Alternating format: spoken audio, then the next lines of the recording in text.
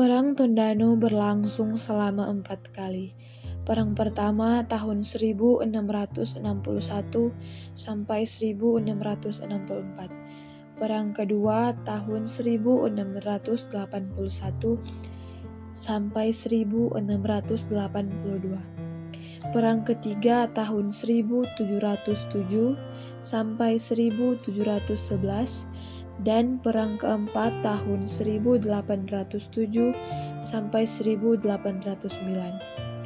Pada hakikatnya, Perang Tondano adalah perang patriotik yang besar dari rakyat Maesa, Minahasa pada umumnya, melawan penjajah Belanda yang telah berlangsung secara berulang-ulang dalam kurun waktu 1,5 abad, yang dimulai pada tanggal 1 Juni 1661 dan berakhir perang perlawanan terbesar pada tanggal 14 Januari 1807 sampai dengan 5 Agustus 1809. Diakui atau tidak bahwa keberanian orang Minahasa melawan Kompani Belanda yang dilakukan melalui perang merupakan perang pertama di Indonesia di mana pihak Kompani Belanda mendapat perlawanan penduduk pribumi Minahasa dengan menggunakan senjata api, meriam dan senapan, senjata tradisional, tombak, parang dan rajau alam, yakni tumbuhan rawa yang membiru. Di sekeliling dinding luar monumen ini terukir relief yang menceritakan bagaimana awalnya suku Minahasa terbentuk. Dicatat dengan warna merah bata, kita juga bisa menelusuri marga-marga orang Minahasa yang tentunya tetap terjaga hingga saat ini. Pada beberapa bagian juga tampak ukiran yang menggambarkan Perang Tondano serta tulisan doa Bapa Kami dalam bahasa Indonesia dan bahasa Inggris. Perang Tondano sendiri merupakan kisah bersejarah lainnya yang menjadi sentral dari monumen ini.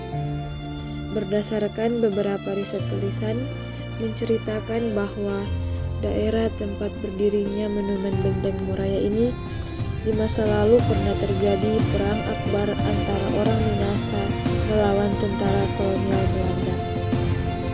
Perang yang terjadi di tahun 1800-an ini merupakan salah satu perang besar-besaran di masa tersebut.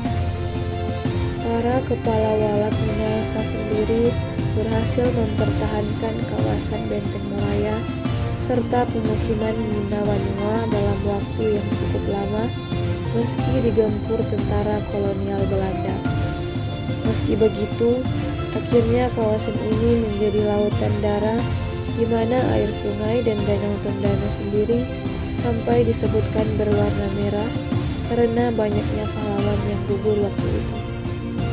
Nama Moraya sendiri berarti genangan darah, nama yang juga selalu mengingatkan akan kepahlawanan leluhur Minahasa, semangat juang, serta berani berkorban. Semangat yang juga seharusnya kita maknai saat ini.